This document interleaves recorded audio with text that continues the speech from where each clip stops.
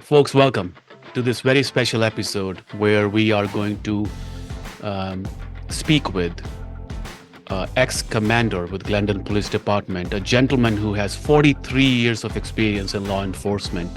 Currently, he is chief of police at Glendale College, and he is also associate professor who teaches in administration of justice.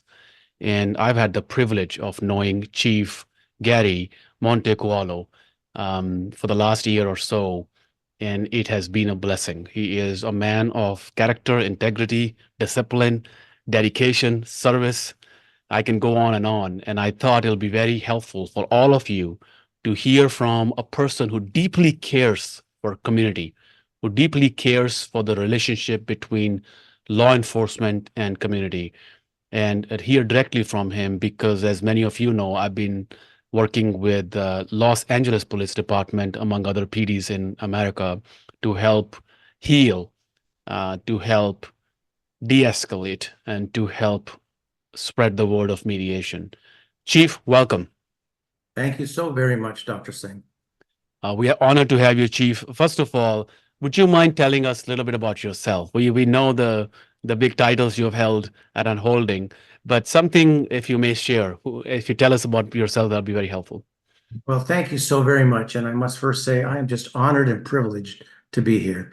You are an amazing person and you are just a gem. And I really appreciate the offering for me to come and share.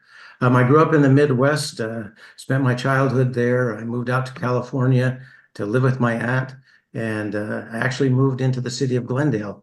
My first job, if you can imagine, was with Western Union Telegraph Company, typing telegrams. And so I actually learned how to type over 100 words a minute typing telegrams. So when I had to go to college, I typed all my papers. It was actually pretty easy. So a friend of mine who was in law enforcement encouraged me to apply. And so shortly after I got to California, I applied and got a job with Glendale. I'm a single dad with two lovely and wonderful daughters I care so very much for. And they have got through college and got full-time jobs, and they're on that successful route. So I'm very proud of them for what they do. And I just have a few hobbies like many people. I enjoy golf. I enjoy hiking. I really enjoy eating out, having a cup of coffee. So that relationship and that one-on-one is something that I truly enjoy. I am honored to have you here, Chief. I have had a chance to meet with you and interact with you over lunch and hosted you at Pepperdine University Caruso School of Law at the Strauss Institute. And Chief, tell us a little bit about the programs that you have started to help police connect better with the community, presently in the past, if you may. Of course. I spent 30 years at Glendale PD, and as part of that, I was the lieutenant or commander in charge of our community services. And I will tell you that some of the programs had already been in place. And I think what I did is to help expand them. I enhanced them, I enlarged them. Like any organization, the priorities can change. And so when I went to our community policing section, I developed the National Night Out program and really increased its presence, doing training for our retired senior volunteers, putting back a Citizens Academy that I think was so very helpful, doing mentorship with our school resource officers and Neighborhood Watch. When I went to Glendale College, I took those lessons that I learned and I developed a series of other programs for our faculty, staff, and students. A brown bag series where I would meet with all the faculty and staff once a month and talk about some safety issue. I set up a police advisory committee. I developed something called Iced Coffee with the Cops. So we would meet at the fall semester with all the students and bring food and coffee and have a chance for them just to talk and to meet with officers. I came up with an idea for community engagement, which is just where we go from department to department and talk and meet so that they can meet. And I asked my officers, don't wear your uniform. Be real, be yourself. Let's wear what we would call soft clothes. So they get the idea that, officers are actually human. They're not just robots that carry a badge and carry a gun. We do a lot of training at the college, and I think that was something very important to me and something that our stakeholders wanted. But as I have often said, it's the one-on-one contact, Dr. Singh. It's realizing that we have to be missionaries, accomplish the mission, not mercenaries, not an occupying army. And I think whether it's a small program or whether it's a large program, whether it's an event or a series of events, how we ultimately deal with people is what people are going to remember. They remember that contact.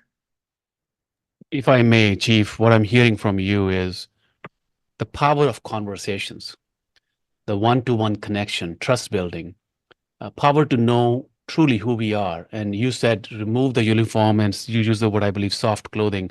I I like that because uniform comes with history. And then we see the uniform and not the person behind the uniform. Chief, where did you get this idea of conversation? You've started so many programs. I'm just impressed by listening to how many there are. Mentorship program, faculty staff student program, police advisory committee, community engagements, and night out program. Tell me, where did you get this idea of, or the passion for creating spaces for conversation, for creating these places for conversation? Well, I think it just came from really believing in the mission that we're about. We in police work are there to serve. We're not there to just make money, get a retirement income, do our job and go home. We're really there as a committed group of people. And so I guess I just bought into and agreed with that particular philosophy. And I found that when you treat people with respect and dignity, when you listen to them, when you provide for them, they will not only remember that contact, they will help you and provide information. The best crime fighting tool that we can have is when we go into neighborhoods and we talk to people and we build a level of trust and respect. And then when there is something that occurs, they will call us. That's really, in my mind, a foundational, um, part of that. And so I like to talk to people, as you can tell. I really like to engage with them. And so it was, I think, very easy for me to do that. And I just think that's part of who I am. Thank you for that answer. This really helps go dig a deeper into the the vision part of your journey. Uh, Chief, tell us, you're a perfect person for me to ask in terms of what kind of training. Because some of our audience may be wondering, what kind of training does police officers receive, um, or do they receive any training for them to handle different situations in the community? Can you tell us a little bit about that? Absolutely. Um, there are several categories of training. So let's start with the basic, and that's when officers go through a police academy. For the state of California, the police academies are about 22 weeks. I think that's just shy of 6 months of training. And they get a variety of different types of training. Obviously, they learn to drive a car, learn to use levels of force that would be appropriate and reasonable. They learn to have conversations and handle difficulties, but they get so much more. They get conflict resolution training. They get training on how to de-escalate a situation. They get community policing training to understand what does the person in the community think and feel, and how should I interact with them? They get training on crisis conflict, on racial profiling, on ethics, on how to do strategic communication. So that's the foundation. Once they graduate and they begin working with a police department, every officer is assigned what they call a training officer, or TO. I was a training officer for many years. And there they learn the policies and procedures of the department. But all officers go through an advanced level of training through the Commission on Peace Officer Standards and Training. They get somewhere between 25 and 40 hours every 2 years of continual professional training, and some of those functional categories that we just mentioned. Plus, every day, the sergeant and or lieutenant of the watch has what we call a roll call opportunity. So it's a briefing. It's just an opportunity to talk. And during that time, they present different topics. Sometimes we'll have community members come in and share. Sometimes we'll have experts like yourself come in and share. Other times we will talk about how a particular situation was handled. We will debrief an actual case investigation. I just want to sort of import to you that the training for police officers is ongoing and constant. It's not just a sole source, do it once, because whether it's ethics training, whether it's values training, whether it's learning how to treat people. Those are perishable skills, Dr. Singh. And so we need to always do that in addition to the basics of how we operate and operationalize what we do every day. This truly helps, Chief, to understand the training aspect for our law enforcement personnel. If I may ask a follow-up question, do you see a need for a change in training curriculum? Do you think, or is it already happening? As a visionary, do you see that training is easy to change, difficult to change, or how do people respond to change? Any comment on that? Well, those are three wonderful questions, and you get an A++ for asking them. First of all, change is difficult for anyone. And whether it's internal or external to a police department, it just, we become comfortable with our world and change can be difficult. And so I think that the training, first of all, has to be ongoing and it has to be continual. I think the second thing is that we have to challenge each other. And one thing that I think that we are moving toward, we're not there yet, is a scenario-based system where we not only learn academically what to do, but we practice it in a training environment. I was a commander of our SWAT team for many years at Glendale Police. And one of the things that we did, which I think is so very important, is we would practice scenarios. Well, what would happen if a person had a violent encounter? What would we do if they came out of the house? What would we do if they stayed in the house? How would we negotiate them to come out of the house? What if they came out before we were ready for them to come out? And by teaching people how to respond, you build this memory like a 3x5 card, a computer memory that says, oh, I've experienced that. I sort of know what to do. And I think scenario-based training is something that I really advocate for the future. And I've tried to incorporate that with my folks. We actually do practice scenario-based training when we have some downtime. Okay, let's have a meeting and let's talk about what we do in this kind of situation. So very valuable. And I think that communication can be extended to the community. When I meet with community members, I ask them, well, what would you like to see done? How could we assist you? What training would you as a citizen like to receive from the police department? And with no surprise, and in every case, they're more than willing to say, they're more than willing to share. And I've incorporated that at the college. It's been, I think, a very effective system. Thank you, Chief. Thank you for sharing that.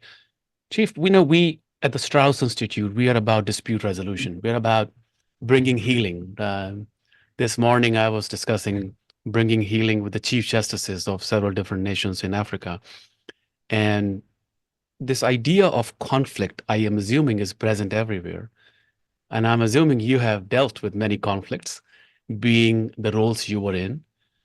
Would you mind sharing a story or two where you have dealt with a difficult conflict? And if you mind, how did you resolve it, if you did resolve, and what strategies did you use? So we can have a glimpse of your mental strategies and experience in this area.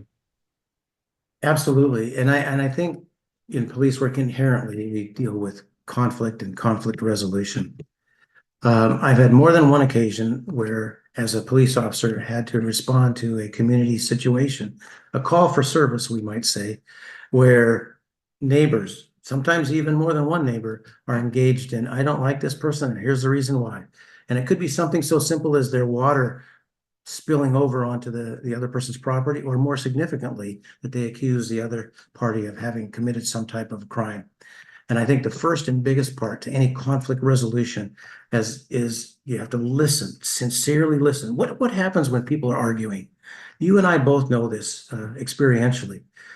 If I'm arguing with my daughters or I'm arguing with somebody and that person is talking, the other party, I'm thinking about what I'm going to say next, right? I'm not actually listening to what they're saying.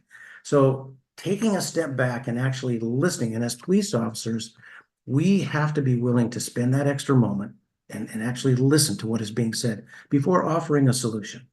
I was in a meeting where the professor said, listen to the point of understanding. And if somebody understands that you understand them, if they believe you understand them, man, that doorway is open to help resolving a conflict. And I thought that was so very powerful, and it's so very true. I remember another story where members of the Downtown Glendale Merchants Association were just angry and upset because people were taking up parking spaces and they were not allowing a rotational system so new customers could come and park. Other people were blocking driveways and not allowing deliveries to take place. And then when they did call the cops, the police just didn't respond in a timely manner. So they were upset. They were not happy. And there seemed to be a bureaucratic, process before they got some help. So I went down and I literally met with the individuals from the Merchants Association. I just talked to them.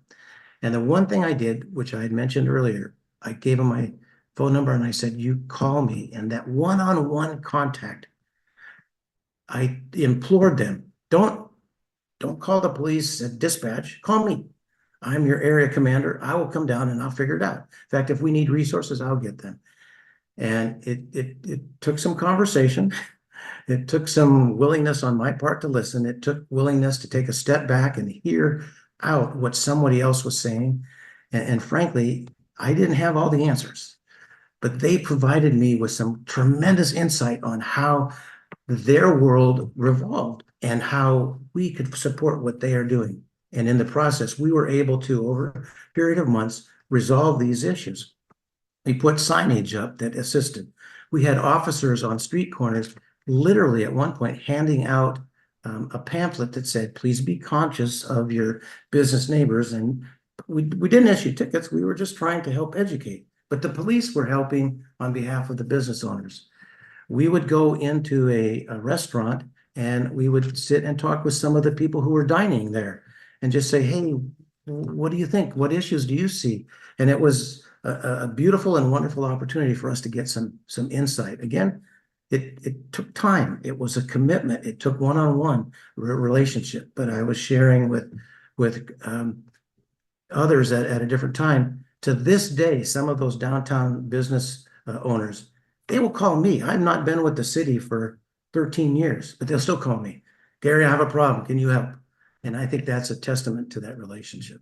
And you become a problem solver. You become a person with a mindset to solve problems. Chief, let me repeat a couple of things for our audience that you said. You said it's a call for service. You said it's listening sincerely, and one should listen to the point of understanding. And I think that's a deep wisdom, simple, deep wisdom that can help eradicate so much conflict. Be it identity-based conflict, be it conflict within our homes, or be it conflict with organizations. And I appreciate that thought. I appreciate your wisdom on one-to-one connection. And I think it all goes deeply down to how do we break assumptions? How do we break this pattern of I know? In my spiritual journey, in my faith, we hone very heavily on that you don't know everything. That always remind yourself that you need to stay humble and you don't know everything. And I think you're connecting that there, Chief. I appreciate that. Chief, with your experience and with your excellent service record, you must be planning something for the future. I'm assuming you're planning some changes. And I'm assuming you're planning some steps that you believe will be needed for the better future, for the department and otherwise, so relationships. Can you share some of that with us if you can? Absolutely. I was very fortunate going through my master's degree program to learn a very effective method of problem solving. And I will give her tremendous credit, Dr. Theodulu from Cal State Northridge. She is awesome. And she taught all of the students this very simple method. So one of the things I made it a point to start doing is to teach that to my officers. It's not complicated if you follow the steps, but just giving them a skill. I think all too often in the 30, 40, 50, 60 years ago past of law enforcement, we had this mantra, ask them, tell them, show them. We didn't want to listen years and years and years ago. But now I think equipping our officers to really sincerely listen, to treat people with dignity, to be a healer, to be a solver, to be a respectful person and give respect, it starts with teaching them tools that they can use. I think a second thing is it's a simple expression, get out of your cars and walk the beat.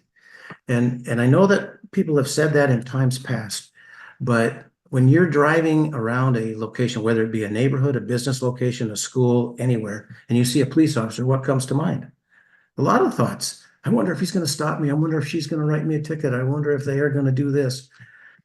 Being very important to have that one-on-one contact. So what I did is I am developing what we call a community engagement dispatch record, literally a call for service that is community engagement. And like we had mentioned, I expect my officers each week, each month when they're working to get out of their cars and walk around the college and talk with people and get to know them. Do you know who this person is? Do you know who that person is? Technology as a third element is great, but law enforcement's typically behind the private sector in the application of that. So being technologically knowledgeable is very, very important. But to use that technology not to exclude the one-on-one contact, but to amplify and enhance it. So just learning about what it is and encouraging that and helping people, not just the officers, but the college. And the last part, I'm really passionate, maybe because I'm getting up there in years, that there's a whole population group at our college in our city that we would call seasoned, older, more experienced, whatever respectful term for people in their 60s, 70s, 80s. And to teach them about some of these things because they are often victims of crimes, for scams, for they don't understand the internet as well. They don't understand social media. So really being able to apply that and doing it in a way to volunteer. I've been very fortunate to have my needs met. And I really want to volunteer and to give back. And I think that for me is a very important future part of my life and my plans. Thank you, Chief. Those are excellent comments. I love the idea of what I'm hearing in a sense is learning, is this idea, stay open to learning.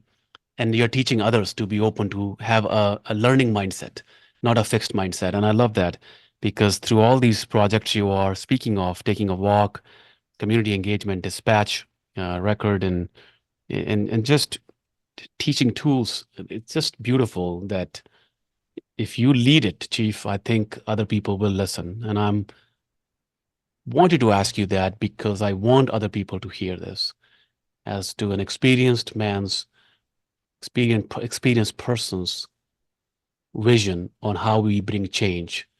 And I think we do need to bring change, Chief. You have seen in the last few years here in the US overall, we have seen that the relationship of law enforcement with community has not been the best. At least it's not being highlighted as the top, most highly achieving uh, uh, goals or achievements for the law enforcement. So what do you think, Chief, an effective community and police partnership, what role they can play? Because I've seen you are very much about partnership. How can they bring healing? Because I do think our society at this moment is craving for healing, if you may. Well, I think any community police partnership has to rest on the cornerstone of that word, partnership. That means one person isn't more important than the other. They are equal in standing. We may have different roles. My experience level may be different than a community member, a resident, a business owner.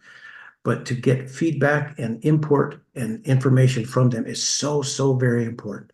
And I think that's a mindset that creates a space where people have an opportunity to dialogue and discuss safely. And I also think that if we are unwilling to listen to someone else's idea, we may not ultimately choose that, but if we're unwilling to listen, that creates a barrier. So partnership in its truest form, I think, is really the cornerstone. I think secondly, we have to be willing to accept that there are external challenges that come that we may or may not have entire control over.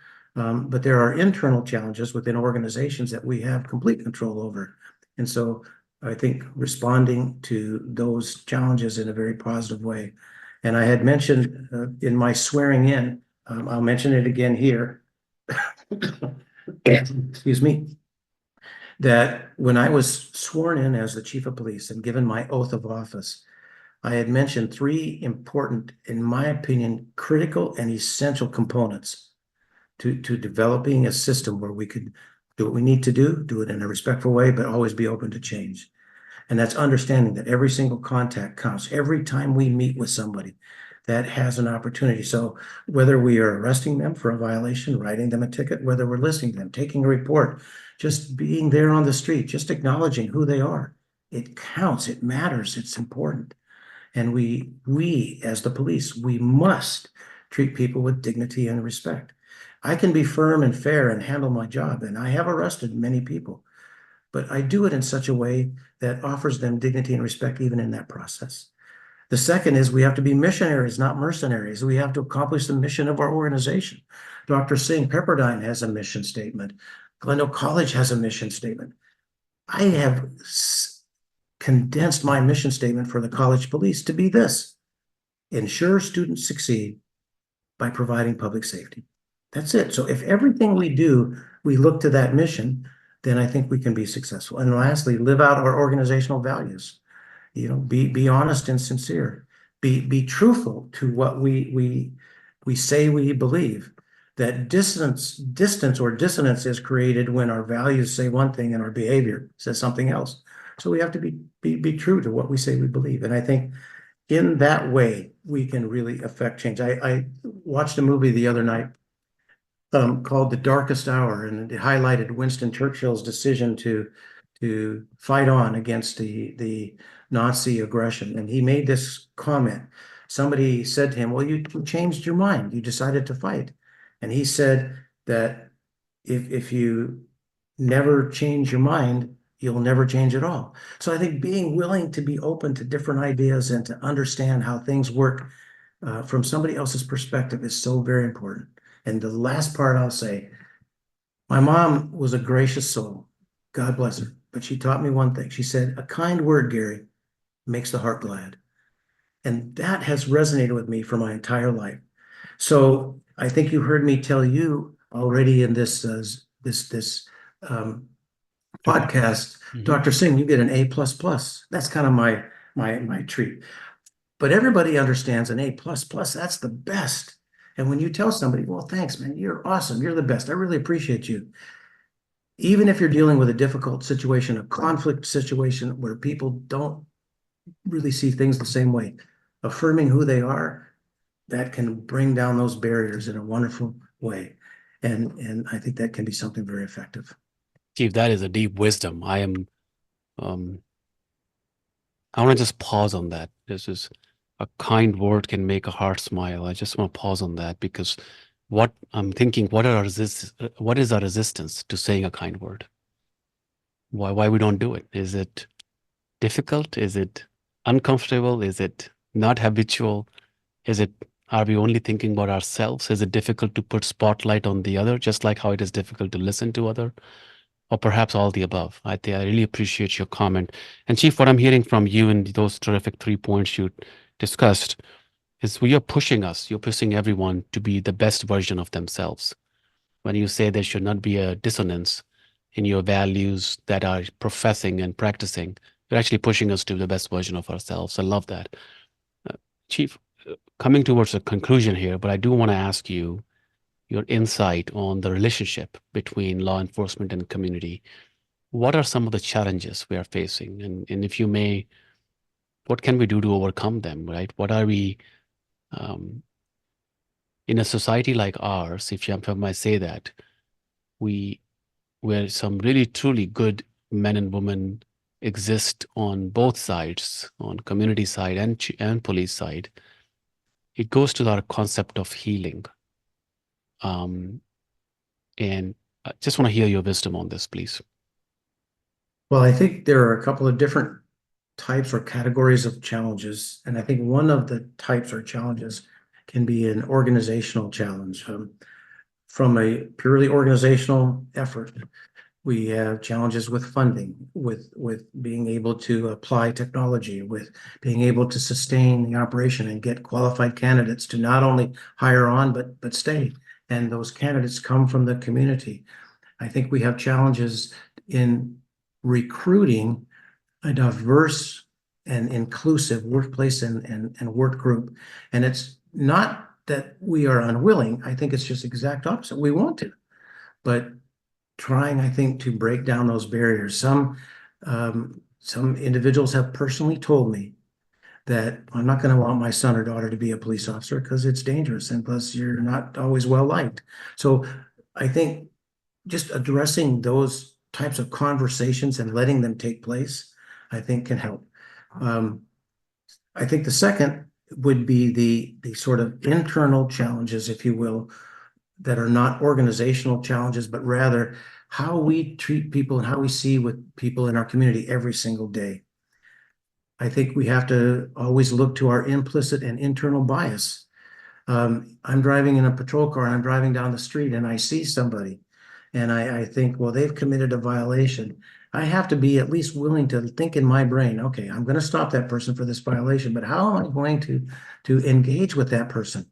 The very words that I say, the very concepts that I bring across have such an impact because from the other person's perspective, all they see is a blue uniform or a black uniform and a person with a gun and a badge and a police car. And they're thinking, oh my goodness, what did I do? What does he think of me? What do my neighbors think of me? Oh, there I'm stopped in front of my street. I'm embarrassed and I'm so they have, going through this whole sort of intellectual and feeling process too. And I think that officers, as they learn how to communicate and they learn how to deal with just the very simplest things, one of the techniques that I have asked my officers to do is something so simple, but it's very helpful. When I engage with people, I tell them, "Hi, I'm Gary. My job is chief of police, but I don't introduce myself as I'm chief of police or I'm Chief Gary. You call me that out of respect, and I'm so very appreciative. And I call you Dr. Singh, but I introduce myself as who I am. That's my name. I'm Gary. And when people feel, oh, I can call the chief of police by his first name. Yes, you can. Wow, that's really cool. And it helps bring down that barrier. I think a third challenge with our community is we in law enforcement, as the community members, we are so busy in all of our lives. If you think of families and kids and education and events and soccer practice and all the, learning to play a musical instrument and helping to raise a family and providing for the family and for us in law enforcement, all the different programs that we have and trying to manage and keep that all on the same page. I think we do have to stop once in a while and just stop and appreciate and relish in the fact, cherish the fact that we work and live in a good community and that we have an opportunity to be ourselves with other people. So something so simple as saying hi, how are you? I hope you're having a good day. Not always have it be an enforcement level event, but having an opportunity to be able to share who we are. And I think that can really help. Chief, I love how far you have thought about this organizational challenge, internal challenge, communication challenge.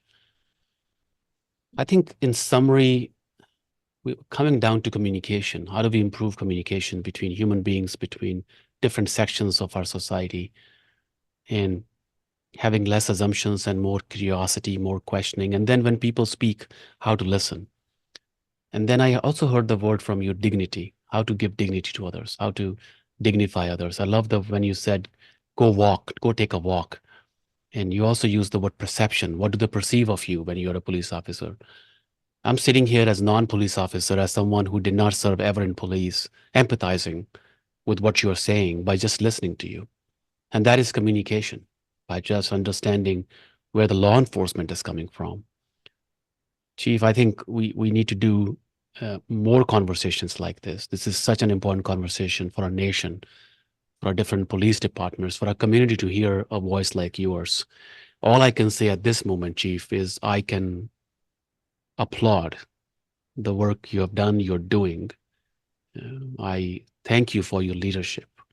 Of course, I thank you for your time today, for your willingness, for your vulnerability to coming out and speaking with me, and for hopefully, what I can say, hopefully, lighting the path for our next generation to have a better problem solving, better listening, better relationships, and all the things you've said. Any last words, Chief, before we end our session? I will tell you a lesson I learned from a kind of a grumpy old SWAT cop from years ago. And we think of SWAT cops as being all about enforcement and using force. But he gave this during a discussion on SWAT training, and it opened my eyes. So understand the context, the rough and tough guy opening my eyes. He said, leave your ego at the door, guys. He said, don't, it's not about you. It's not about me. And he opened his hands wide as if to surround the whole community. He said, it's about us. We do what we do for the betterment, for the good of every single person in our community, not because of any praise or glory to ourselves, but to what's in the best interest of everyone. He said, if you can remember that moving forward, he said, you will be on good solid ground. And I thought, wow, that's pretty powerful, especially coming from a grumpy old guy who admitted he was a grumpy old guy. But to me, that was helpful. I also just wanted to say thank you, thank you, thank you. You are such a blessing, not only to Pepperdine, but to all those who you mentor and train. And the fact that you have really provided an opportunity for all of your students, for other faculty members and staff to be in a safe place where they can share ideas and learn. If I would say be like anybody, I would say be like Dr. Singh. Oh my gosh. Chief, thank you for your service. And thank you for all you're doing. Chief, it was an honor to be with you, to hear you for a few minutes. And I'm sure people who are hearing you today and in future will tremendously benefit from listening to you. Thank you, Chief. My salute to you, sir. Thank you very much.